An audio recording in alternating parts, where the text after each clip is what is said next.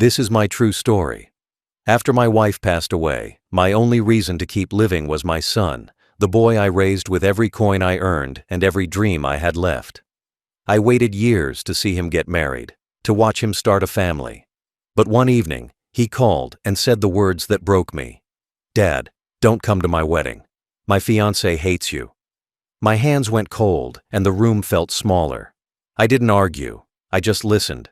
But what he didn't know was that she had a secret of her own. Before I tell you what I did next, tell me where you're watching from and subscribe so more people hear my story. I had spent my whole life imagining that moment, standing in the crowd, watching my son walk down the aisle, his face glowing with the same hope I once carried. Every father dreams of that day. I thought I would sit there proudly, watching him step into the next chapter of his life, knowing that all my sacrifices had meant something. I had raised him through storms, through nights when we had no food, through winters when the heater broke, through the grief of losing his mother. I saved every coin, skipped every comfort, so that his future would never feel the hunger mine did. But all those dreams ended with a single call. He said it so casually, like he was discussing the weather. "Dad, don't come to the wedding. My fiancée hates you." For a moment, I thought I had misheard. I asked him what he meant, and he repeated it, slower this time, as if explaining it to a stranger. My chest tightened. I wanted to ask why. I wanted to remind him who I was, the man who carried him on his shoulders, who stayed up all night when he was sick, who gave him everything I had. But no words came out. My tongue refused to move. The silence after his voice felt heavier than any insult. When the call ended, I sat alone in the living room, staring at the clock, listening to it tick like a countdown to shame. For hours, I didn't move. The chair beneath me creaked, and the house that once echoed with laughter now felt hollow. I looked around at the walls, the photos, the memories. All of it built for him, all of it waiting for a son who no longer wanted me there. I tried to find reasons, excuses, anything that could make sense of what he had said. Maybe she misunderstood something I said. Maybe she just didn't want a reminder of age, of loss, of my wife who wasn't there anymore. But deep down, I knew. She didn't hate me. She feared me. Because she knew I could see things my son couldn't. The next few days crawled by. Family members began calling about the wedding, asking what I would wear when I'd arrive. I lied to them, said I wasn't feeling well, said it was better if I stayed home. I could hear the hesitation in their voices. They knew something was wrong, but no one pressed further. People rarely do when it comes to pain that doesn't belong to them. I hung up, one call after another, and sat in the same spot every night, waiting for my son to call back. He never did. A few days later, a distant cousin posted photos from the pre-wedding party. I saw him there, my boy, smiling beside her, holding her hand, surrounded by people who once used to fill our house. The caption read, "The happiest couple. Love always wins." My hand shook as I scrolled through the pictures. Every smile felt like another nail hammered into something that used to be alive inside me. And there it was, hidden in the comments. Someone joked about the father not being around. Another laughed about family drama. I closed the app. My heart didn't break. It hardened. That night, I sat in the dark and remembered the first time I met her. She was polite, too polite. Her smile was wide, but her eyes didn't match it. I noticed how she kept glancing at her phone, slipping it face down whenever my son wasn't looking.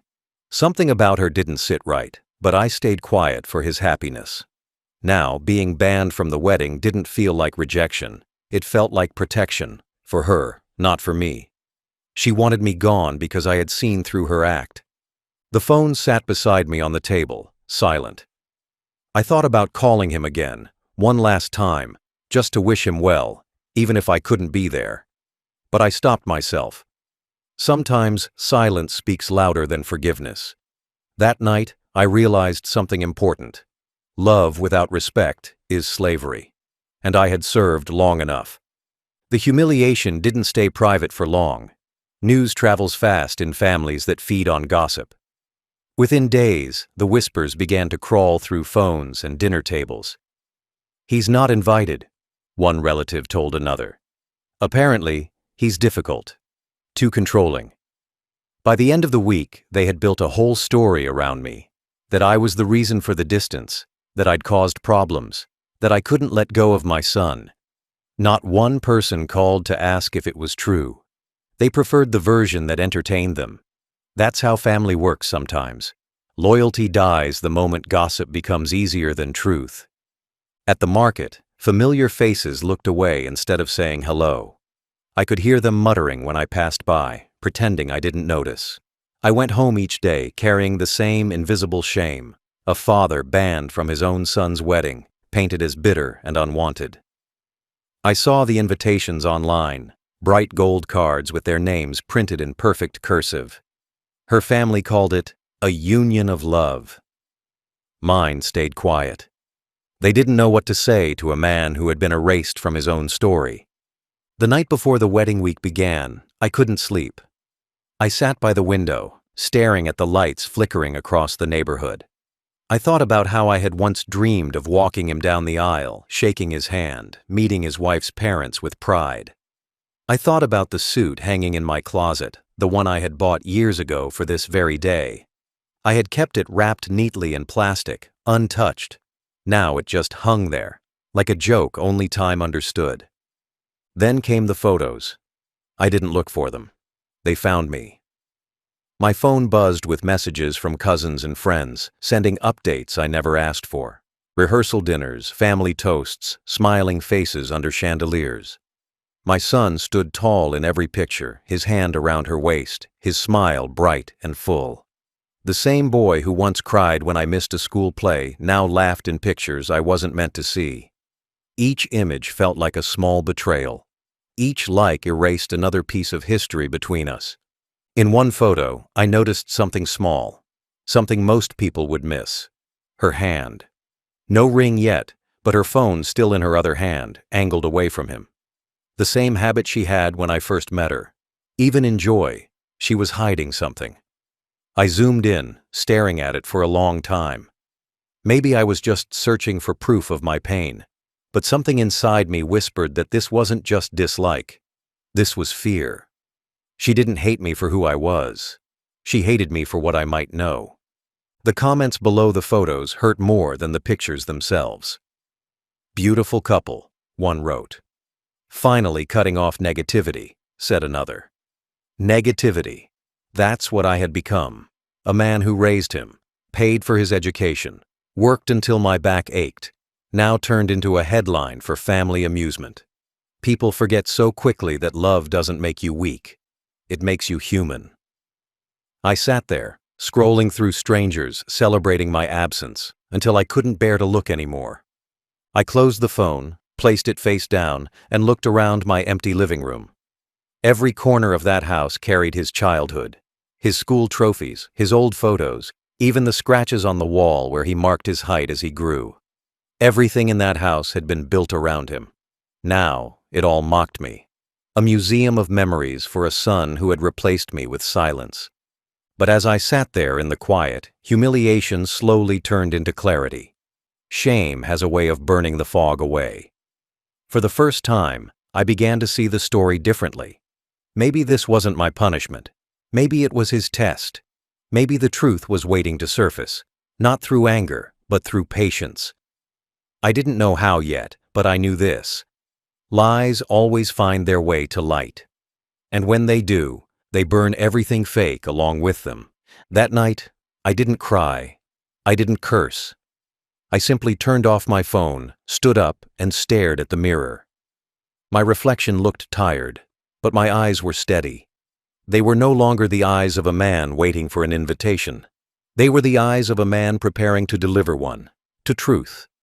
That night, as rain tapped gently on the window, I sat in the dark and thought back to the first time I ever met her. The woman who would one day become my son's fiancée. I remember how she walked into our home, polite and graceful, wearing a soft smile that didn't reach her eyes. She spoke with the kind of charm that feels rehearsed, like she had practiced it in the mirror before arriving. My son couldn't stop smiling that day. His eyes followed her every move, full of blind affection. But mine didn't.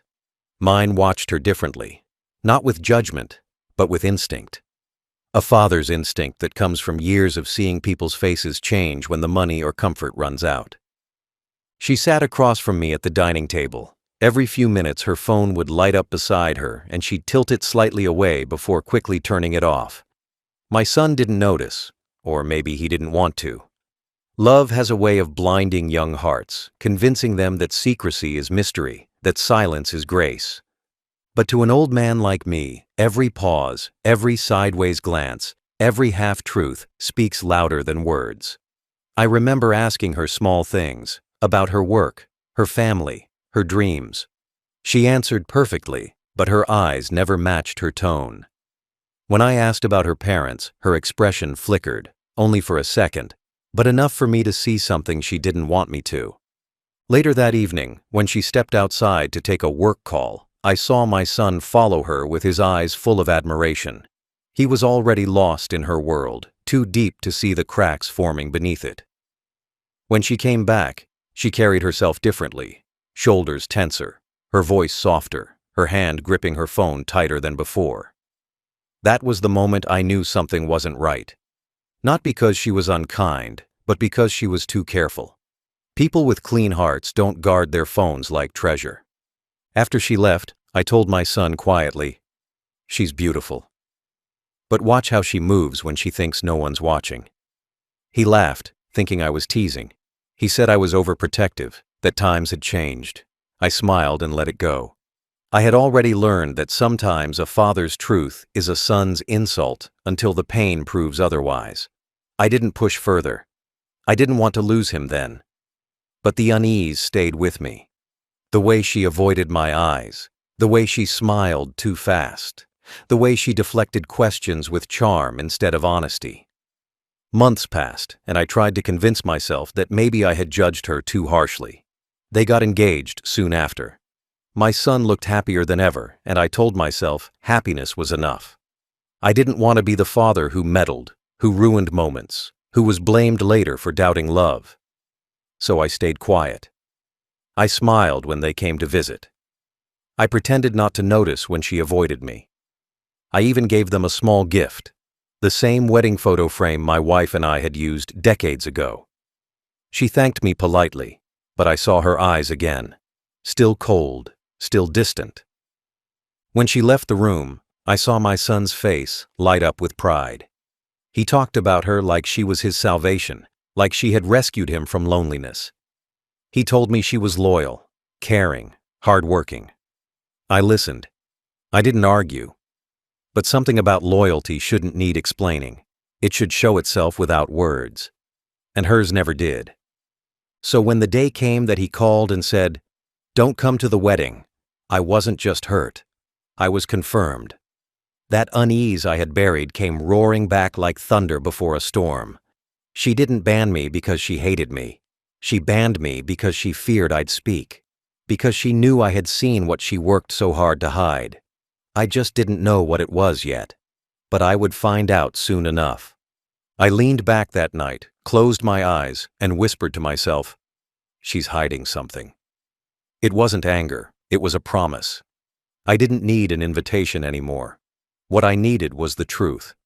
And I knew how to find it. Slowly, quietly, without warning. After that night, sleep no longer came easily. Every time I closed my eyes, I saw her face, smiling, polished, perfect. And behind that smile, something hollow. My gut told me something wasn't right, but I couldn't move on blind faith alone. I told myself I was too old for suspicion, too tired for games. Yet, when you've lived long enough, you learn that silence often hides more than words ever could. I decided not to confront anyone. I would just start observing, quietly, carefully, like a man walking through a minefield, one truth at a time. The first sign came from small things. My son called less often, and when he did, his tone was distant, distracted. I could hear her voice faintly in the background, sometimes laughing, sometimes whispering, But every time I asked to speak to her, he said she was busy or stepped out. Then there were the stories, the business trips that appeared suddenly, the excuses about late-night work meetings, the phone calls that always seemed to come when she was outside or driving somewhere. I tried not to read too much into it, but instinct has a way of scratching at the inside of your chest until you listen. One afternoon, I decided to visit the hotel where she worked. I told myself it was just to congratulate her in person, nothing more. But truthfully, I wanted to see her in her world, away from my son's shadow. When I reached the lobby, I saw her from a distance, dressed elegantly, smiling at a man standing too close. They were laughing, leaning in, sharing something I couldn't hear but could easily feel. It wasn't friendly. It was familiar. My stomach tightened. The man wasn't my son. I didn't walk up to them. I just watched, memorizing every detail. His suit, his face, the way her hand brushed his arm when she said goodbye. When she spotted me moments later, her smile faltered. She walked over quickly, pretending to be surprised, pretending to be happy. "What a coincidence," she said, but her eyes betrayed her. They darted toward the exit where the man had just left. I smiled politely, told her I was nearby and thought I'd say hello. She relaxed a little, but her words were rushed, her tone sharp at the edges. She said she was busy, that she had to get back to a meeting. I nodded, wished her well, and left. On my way out, I passed the reception desk and asked casually who the manager was. The clerk said his name, the same man she had just been with. That night, my thoughts wouldn't stop. My son's sudden change, her fear of me, the timing of her absences. It all started lining up like puzzle pieces waiting for their final corner. I told myself not to act out of anger. I had made that mistake once in my life, years ago, and it had cost me peace. No, this time I would be methodical. If there was truth here, I would find it quietly. If I was wrong, I'd bury it without a word. But if I was right, if she truly was betraying my son, then the wedding would never happen. Over the next week, I began to watch from the shadows. I made small calls, asked gentle questions, nothing suspicious. I spoke to an old friend who worked in that hotel, someone I trusted from years ago. I didn't reveal much, only asked if he had seen anything unusual, names, guests, repeated visits. He promised to check discreetly.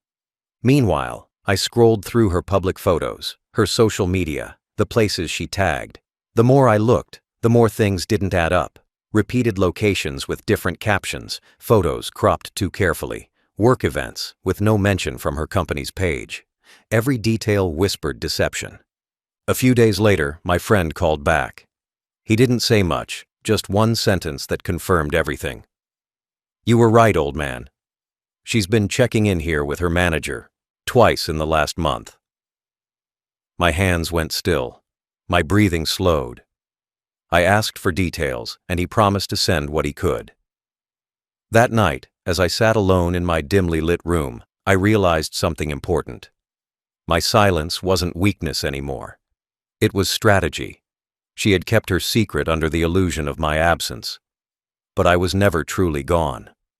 I had just learned how to listen again. The evidence came quietly, without noise, like all real truth does. My friend at the hotel sent me an envelope 2 days later.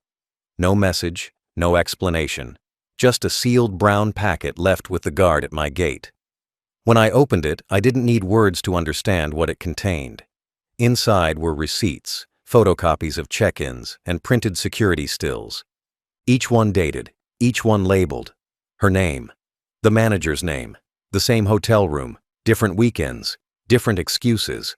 Every conference trip she told my son about was there in black and white, signed under her handwriting. I stared at the papers for a long time, not out of shock, but out of heartbreak. I had wanted to be wrong. The first photo stopped me cold. It was her in the hotel lobby, smiling up at the same man I had seen that afternoon. He wasn't touching her, but he didn't need to. The way they looked at each other said everything. The kind of look people give only when they have nothing left to hide between them.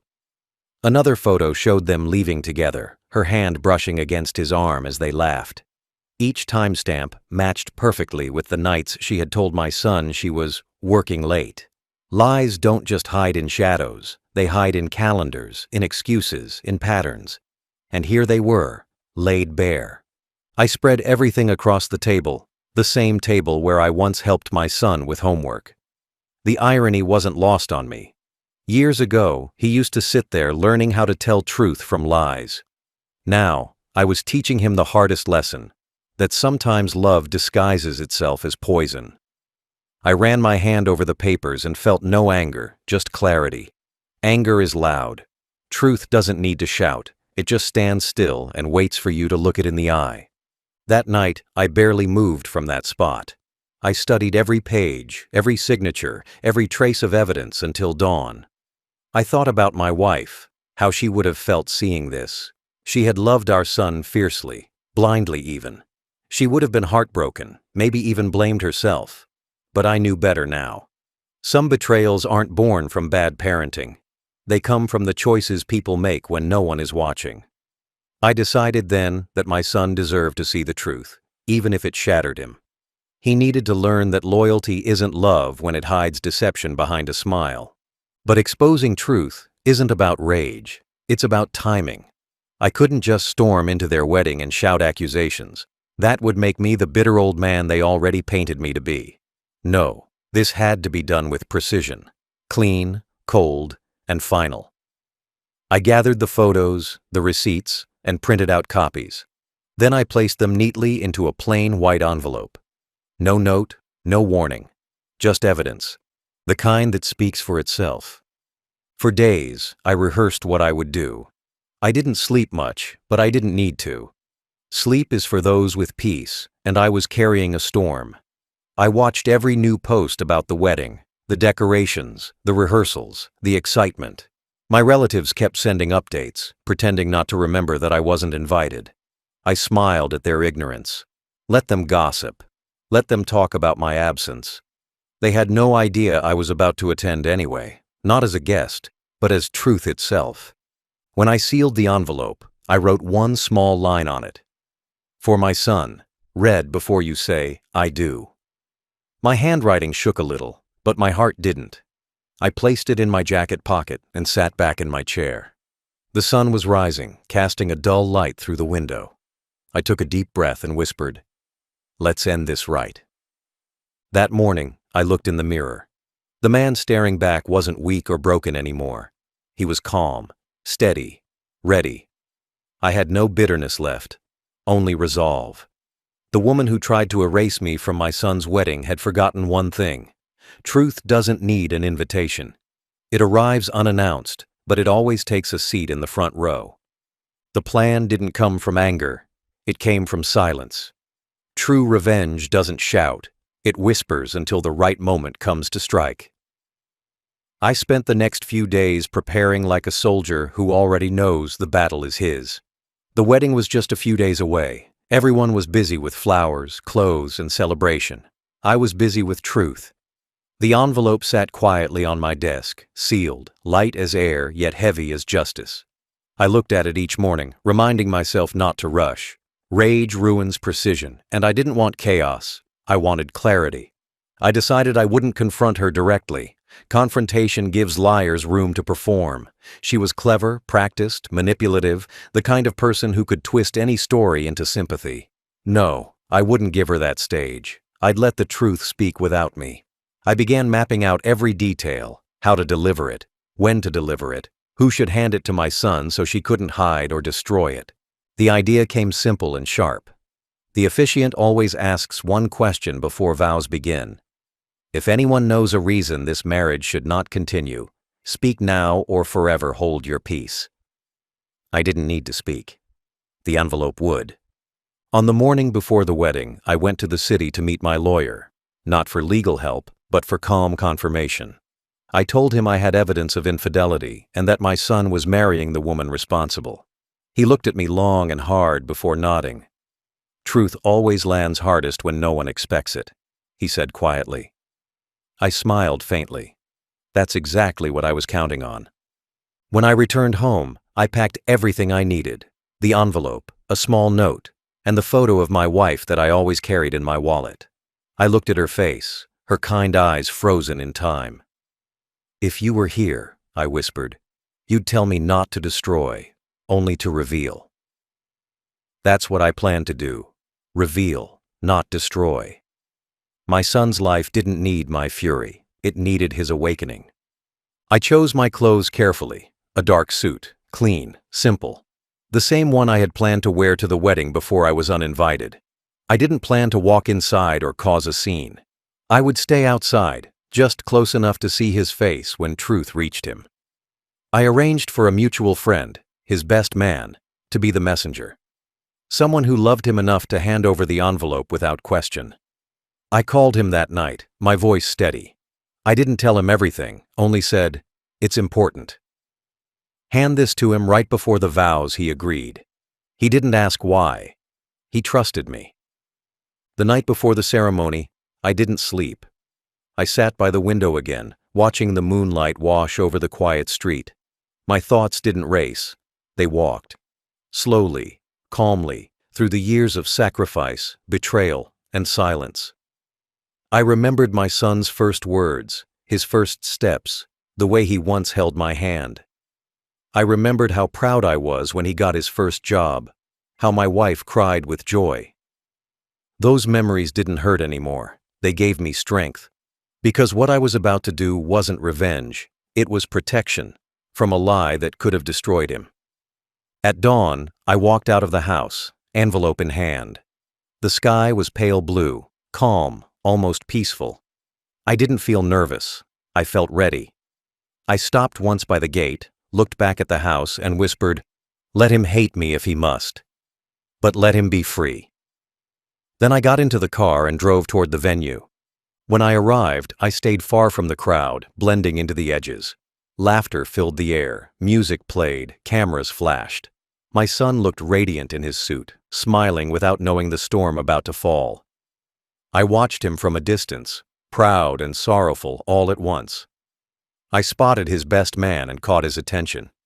He came over quietly, and I handed him the envelope. "Before vows," I said softly. He nodded, slipped it into his coat pocket, and walked away. I stood there as the ceremony began, hidden among strangers, the music swelling. Every cheer, every laugh sounded hollow to me. I wasn't there for joy. I was there for justice. And when the moment came, I didn't flinch. I didn't blink. I just watched as truth prepared to walk down the aisle, in silence. The sun rose that morning without mercy. It was the kind of day people call perfect. Clear skies, soft wind, sunlight spilling through the trees. To everyone else, it was a day for love and celebration. To me, it was a day for truth. I arrived early, before the guests filled the seats, before the music started. The venue was beautiful. White chairs lined up on the lawn, flowers framing the altar, a small orchestra warming up their strings. It all looked peaceful, fragile, like a dream that didn't know it was about to shatter. I stood far from the crowd, behind the rows of parked cars, where I could see everything but no one could see me. I didn't belong among them. I wasn't invited. But I was exactly where I needed to be. As the guests began arriving, the energy changed. Laughter, chatter, the soft buzz of happiness filled the air. I saw relatives from her side greeting mine. The same people who once avoided my eyes now smiling proudly for cameras. I didn't feel anger, just distance. They had written me out of the story, but I was still holding its final page. My son walked in soon after, looking nervous and radiant in his black suit. I saw his smile, wide, bright, full of innocence. My chest tightened. For a moment, I almost wished I could forget everything I knew, just to walk up and hug him like I used to. But truth doesn't wait for wishes. The bride arrived next, stepping out of the car in her long white gown, glittering under the sun. The crowd gasped softly as she walked toward the tent. She looked beautiful. That same kind of beauty that hides danger behind grace. I could see her face clearly when she turned toward my son. She smiled at him, the same fake, calculated smile I had seen that first day at my dining table. Her phone was still in her hand, tucked behind her bouquet. Some habits don't change, even on wedding days. When the ceremony began, everything moved in perfect order. The music, the laughter, the vows. I saw my son look at her like she was everything he had ever wanted. I saw her look back with eyes that could lie to God himself. The officiant began to speak about love, loyalty, trust, words that rang like irony to my ears. I watched her parents dab their eyes with tissues, watched her friends whisper, watched cameras capture every fake tear. And then, finally, the moment came. The officiant raised his voice slightly, the music softened, and he asked the question I had been waiting for. If anyone knows a reason this marriage should not continue, speak now or forever hold your peace. The air froze. Not a sound, not a breath. Even the birds seemed to pause. My heart didn't race. It steadied. I saw the best man reach into his coat pocket exactly as planned. He didn't say a word, just stepped forward and handed the envelope to the officiant. The bride's smile flickered for half a second, almost invisible, but not to me. She knew something was wrong before anyone else did. The officiant looked puzzled, glanced at my son, then opened the envelope slowly. The soft rustle of paper echoed louder than the music ever could. I couldn't hear the words from where I stood, but I didn't need to. I saw the change on their faces. My son's smile vanished. The officiant stopped mid-sentence. The bride's hands began to shake. Guests started murmuring, confused, whispering to one another. The officiant turned to my son, his expression heavy. My son took the papers with trembling hands, scanning them as his mouth fell open. One by one, his expressions shifted. Confusion, disbelief, heartbreak. Then, silence. He looked at her. She tried to speak, to explain, but her lips only moved. I stayed where I was, hidden, watching everything unfold. The photos, the receipts, the truth. All of it was there, printed in black and white, passed from hand to hand. Her lies had finally come to the surface, and no amount of charm could save her now. The guests began to rise from their seats. Some gasped, some walked out. The music stopped. The dream ended. And me? I didn't move. I just watched as the truth I had carried alone finally stood in the open, wearing her wedding dress. It happened fast, faster than anyone could comprehend. One moment, there was laughter, clapping, music. The next, silence so heavy it crushed the air. My son stood frozen at the altar, the papers shaking in his hands. The guests leaned forward in confusion, whispers growing into a wave that rippled through the crowd. The officiant tried to continue, his voice trembling, but he couldn't. Everyone's eyes turned toward the bride. Her face had gone pale, her lips trembling. She looked like a statue trying to stay still while the world collapsed around her. And then, like thunder after lightning, the first gasp came. Someone in the front row whispered, "Is this real?" Another said, "That's her." And then it spread, a flood of realization rolling through every row. My son's hands dropped to his sides. The papers fluttered to the ground like dead leaves. The sound they made, soft, final, was the sound of an ending. He looked at her, eyes wide with disbelief, mouth open but voiceless. I had seen that look before, when he was a boy who just broke something precious and couldn't admit it. Only now, he was the one broken. She tried to step closer, her voice shaking. "It's not what it looks like," she said. But it was exactly what it looked like. The photos in his hands showed everything. Her walking into that hotel, her smiling beside the manager, her name on every receipt. Lies laid out like confession letters. Someone in the back pulled out a phone. Another whispered too loudly, "She cheated." And that was all it took. The room turned into chaos. People stood, some gasping, some recording, others staring in disbelief. The bride's father rushed forward, shouting for the music to start again, trying to save what couldn't be saved. My son didn't move. He just stared at her with eyes that were no longer angry, just empty. The kind of emptiness that comes when everything you believed in crumbles in front of you. She reached for his hand. He pulled it away. She tried again, pleading, crying, but he stepped back. Then came the moment that froze everything. He lifted the paper still clutched in his hand, stared at it, and said one sentence that echoed through the hall. "This is who you really are." His voice didn't break. It was calm, almost too calm. She shook her head, tears streaking her makeup, her perfect image dissolving under the weight of truth.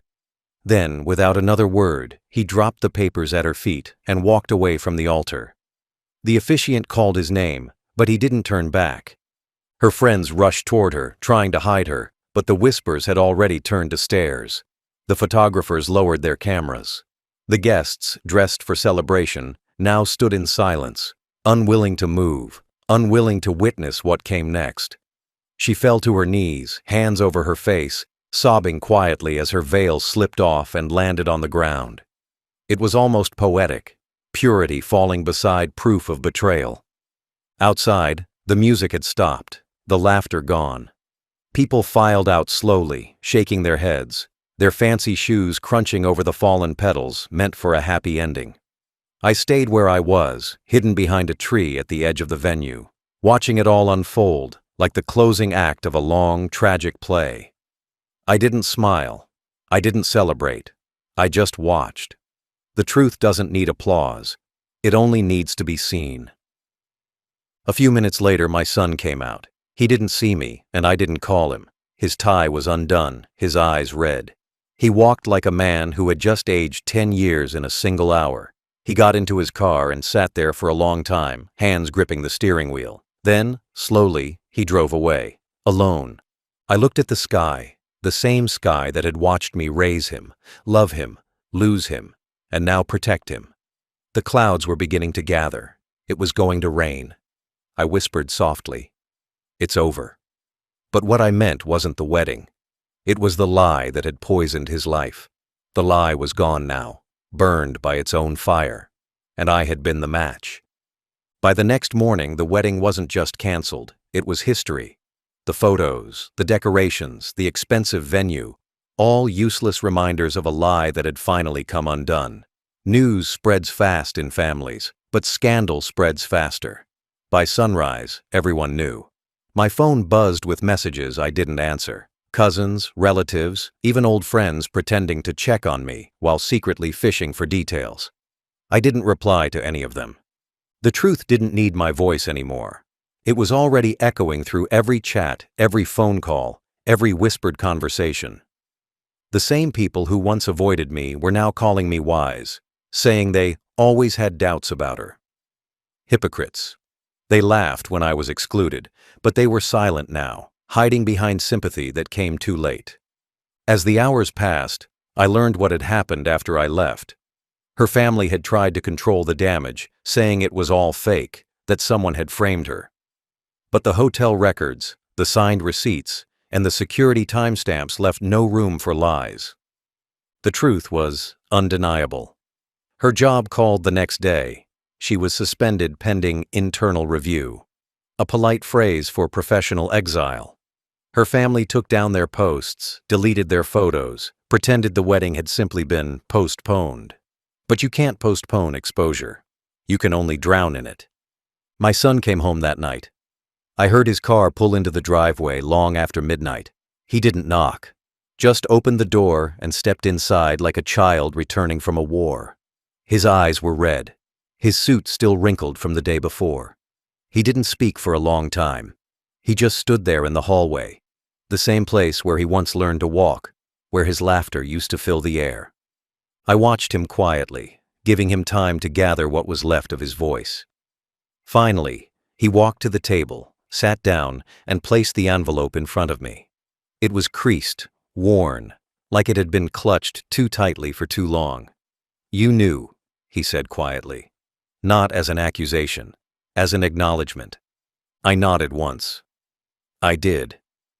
He didn't look angry, he didn't look proud, just lost, like someone who had stared too long into the mirror and finally seen the truth behind his own reflection. He leaned forward, elbows on the table, and buried his face in his hands. I didn't move. I let the silence speak. After a while, he whispered, "I would have married her." His voice broke on the word married. I said nothing. There's nothing you can say to a man who has watched his illusion die in front of him. He lifted his head and looked at me, eyes tired, face hollow. "How long did you know?" he asked. Long enough, I said. He exhaled, a long, broken sound that carried both relief and regret. I didn't listen, he said. I thought you were just being you. He smiled bitterly. I could have reminded him of the calls, the warnings, the years of silence he gave me. But I didn't. Some lessons don't need reminders. They come carved into the skin of consequence. After a while, I stood up, went to the kitchen, and made tea. It's strange how normal things can feel sacred after chaos. The sound of the kettle boiling was the only sound in the house. I poured 2 cups, set one in front of him, and sat down. He looked at the cup like he didn't deserve it, then took it anyway. His hands shook as he lifted it, the same hands that once held mine as a boy when he was afraid of thunder. He took a sip, and for the first time in a long time, we sat together in peace. Not as father and son, but as 2 men who had both been deceived and survived. When he finally spoke again, his voice was quiet, almost childlike. Thank you, he said, for not letting me marry a lie. I looked at him, tired but steady. You would have found out eventually, I replied, but you wouldn't have walked away clean. He nodded slowly, his eyes wet. You saved me. I shook my head. No, I said softly. Truth did. He looked down at the envelope one last time, then tore it in half and let the pieces fall to the table. I don't ever want to see her name again, he whispered. That night, as he went to his room, I stayed awake, watching the rain fall outside. The same rain that had tapped on my window when suspicion first whispered to me. It had come full circle, from doubt to truth, from exclusion to revelation. My son had lost his wedding, but he had found something far greater, awareness. And for the first time in years, I felt peace. The house was silent again the next morning. Not the cold silence of loneliness, but the calm kind. The kind that follows after a storm when everything broken has already fallen. My son slept late. I didn't wake him. Some pains can't be healed by advice. They have to breathe on their own. I made tea for both of us and sat by the window, watching the light crawl across the table. For years, I had imagined this house filled with laughter, with the sound of his wife cooking, with the footsteps of grandchildren running through the hallway.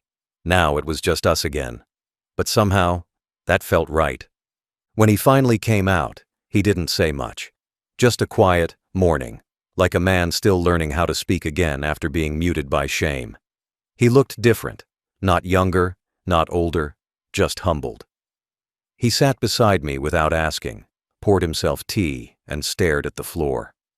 We didn't need many words. Truth has a way of making even silence feel like conversation.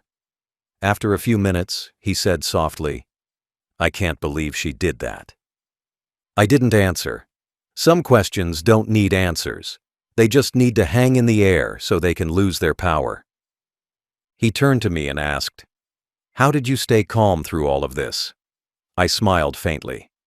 Because anger helps no one. I've learned that the truth walks slowly, but it never forgets the address. He nodded, taking in the words like medicine he should have taken years ago. Then he whispered something I never expected to hear. "I'm sorry, Dad." His voice cracked. He didn't look at me, but his apology hung in the air like sunlight breaking through clouds. I reached out, placed my hand on his shoulder, and said the only thing that mattered. "Now you see why silence can be louder than anger." He nodded, his eyes red again, and whispered, "Thank you for saving me." I shook my head gently. "No, son," I said. "I didn't save you. The truth did. I just carried it long enough for you to see it." We sat there quietly, 2 men bound not by blood alone, but by lessons carved through pain. I looked at him, really looked, and saw the boy I raised finally standing in front of me again. Not the man who shut me out of his wedding, but the son who used to ask me how to fix things when they broke. Life had brought him back to that same place, only this time, what was broken wasn't a toy. It was his faith. And faith, once broken, can only be repaired by honesty. Later that evening, he went out to clear his head. Before leaving, he paused at the door, and looked at me. "I'll make it right, Dad," he said. I didn't ask how. I just nodded. Some promises don't need proof.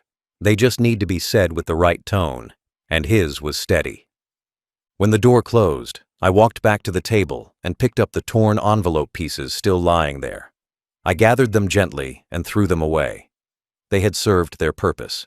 Then I stood by the window, the same window where I had once stared into the dark, wondering how everything had gone so wrong.